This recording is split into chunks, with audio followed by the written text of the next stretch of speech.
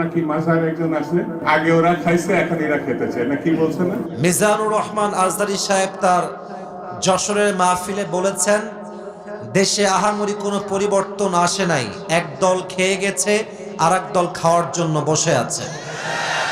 আপনারা বলেন উনি কি কথাটা ভুল বলেছেন না ঠিক বলেছেন? আপনারা বাঘের মতো আমাকে উত্তর দিবেন আওয়াজ করে। প্রিয় কলিজার টুকরা রংপুরের ভাইয়ারা, আজদারী সাহেব কি কোনো দলের নাম উল্লেখ করেছিলেন? এই যে আস্তে কথা বললেন, কোন দলের নাম বলেছেন? কোন ব্যক্তির নাম মেনশন করেছেন?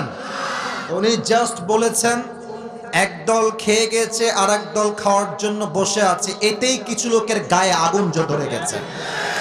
আমরা কোনো দলের নাম উল্লেখ করি না। আচ্ছা, মনে করেন যে আজহারী সাহেব কোন দলের নাম উল্লেখ করেই ফেলেছেন, কোন দলের নাম এক্স্যাক্টলি মেনশন করেছেন, তো আমাদের কি জনগণ হিসেবে বাক স্বাধীনতা নেই? বলেন সবাই, আছে না নাই? যদি আমাদের বাক স্বাধীনতা কেউ কাটতে চায়, তাদেরকে আওয়ামী লীগের ইতিহাস মনে রাখতে হবে। যুবক ভাইরা আমার, তো আমি দেখলাম একজন নেতা, তার নামটা আমি জাস্ট বলেই ফেলছি, ছোট্ট নাম বলছি, দুদু সাহেব। উনি বললেন কোথাকার কোন আজহারি মাঝহারি মিয়া, আজহারি কি মাঝহারি? এটা কি আপনাদের সস্তা মনে হয়? আজহারি এটা হচ্ছে বাংলাদেশের ব্র্যান্ডের নাম। যুবক ভাইরা আমার, আচ্ছা আপনি বলেন, এই যে একজন নেতা, দলের নেতা একজন আলেমকে বলছে আজহারি মাঝহারি কোথাকার কে, এটাই প্রমাণ যে সে মানুষটা শিক্ষিত হতে পারে না। একজন শিক্ষিত মানুষ আলেমকে কথা বলবে পরিপূর্ণ শ্রদ্ধার সাথে, সম্মানের সাথে। রংপুরের ভাইরা আমার, আচ্ছা আপনি আমাকে বুঝায় বলেন, মনে করেন যে আজহারী সাহেব কোনো একটা কথা ভুলই বলেছেন, আমরা কারো অন্ধভক্ত নই, আমরা অন্ধভক্ত নই, ভুল হলে ভুল, ঠিক আছে, আপনি দ্বিমত পোষণ করবেন, এটার তো একটা আদব আছে, এটা সম্মান আছে। আপনি বলবেন যে আমাদের সকলের প্রিয় মিজানুর রহমান আজহারী সাহেব কথা বলেছেন, আমার মনে হয় ব্যাপারটা এরকম না হয়, এরকম হলে আরো ভালো হতো। আপনি রেসপেক্ট দিয়ে বলেন। আপনি যখন আজহারীকে মাঝহারি বলে গালি দেন, কলিজার টুকরা যুবকদের রক্তক্ষরণ শুরু হয়ে যায়। যুবক ভাই, তবে হ্যাঁ, একজন বললেন যে আজহারী সাহেবকে, আসেন আপনি রাজনীতির নাম লেখা, আপনি রাজনীতি করেন, আপনি ওই দলে যান, সেই দলে যান। যশোরের মাহফিল আপনার ইউটিউবে আজকে সার্চ দিবেন, জুম করবেন যশোরের মাহফিলটা, ড্রোন ফুটেজ বা পেছনের ফুটেজ দেখবেন, যত মাহফিলে অডিয়েন্স এসেছে 95 যুবক ভাইরা সেই মাহফিলে এসেছিল।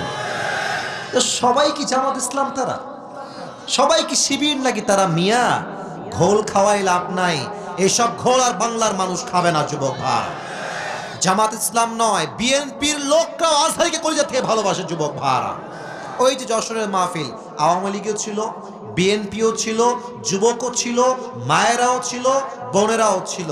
অতএব আমাদের ভালোবাসা দলের জন্য নয়, জামাতের জন্য নয়, কোন ব্যক্তির জন্য নয়, আমাদের ভালোবাসা একমাত্র কোরআনের ভালোবাসা, একমাত্র আল্লাহর জন্য ভালোবাসা এটা। আচ্ছা, যেই দলগুলো এভাবে আজহারীকে কটাক্ষ করছেন, এই যে 20 লাখ মানুষের সামনে কটাক্ষ করলেন, ওখানে কি সবাই আজহারীর ভক্ত না? তো আপনি যে গালিটা দিলেন, যার বুকে আপনি আঘাত দিলেন, আচ্ছা ভাবেন যে আজহারী সাহেবকে আমি ভালোবাসি, কথার কথা, তো আমার ভালোবাসার মানুষকে যে গালি দিবে, আমি কি তাকে আর ভোট দিব নাকি? কথা বলেন, ভোট দিব নাকি? আপনি আমাকে সম্মান করবেন, আমার ভালোবাসার মানুষকে সম্মান করবেন, আপনাকে আমি স্যালুট জানাবো। যুবক ভাই, আছে কিনা বলেন? মেহেরবানি করে দলাদলি করবেন না। স্বৈরাচার বিদায় নিয়েছে, ওই চ্যাপ্টার ক্লোজ। আগামীর দেশ হবে ইসলামের বাংলাদেশ, কোরআনের বাংলাদেশ। কেউ যদি রুখে দিতে চান, মনে রাখবেন ইসলামকে যারাই রুখতে এসেছে, কেউ রুখতে পারে নাই, তারা মাটির নিচে মিশে ধূলিসাৎ হয়ে মেচাকার হয়ে গিয়েছে। আল্লাহ প্রত্যেকটা মানুষকে কথাগুলো বোঝা এবং আমল করার তৌফিক দান করুক। পড়েন সবাই আমিন। দেশটা কি পরাধীন না স্বাধীন? এই দেশ স্বাধীন কারা করেছে? কলিজার টুকরা যুবক ভাইরা বুকের তাজা রক্তের মাধ্যমে দেশটাকে স্বাধীন করেছে। আচ্ছা, আপনারা আমার 2 হাত দেখেন তো, একটা নাম জিজ্ঞেস করতে চাই সবার কাছে। একজন যুবক 2 হাত এমনি পেতে গুলির সামনে বুক পেতে দিয়েছিল, ওই যুবকটার নাম কি? বাসা কোন বিভাগে? রংপুর বিভাগে বাসা।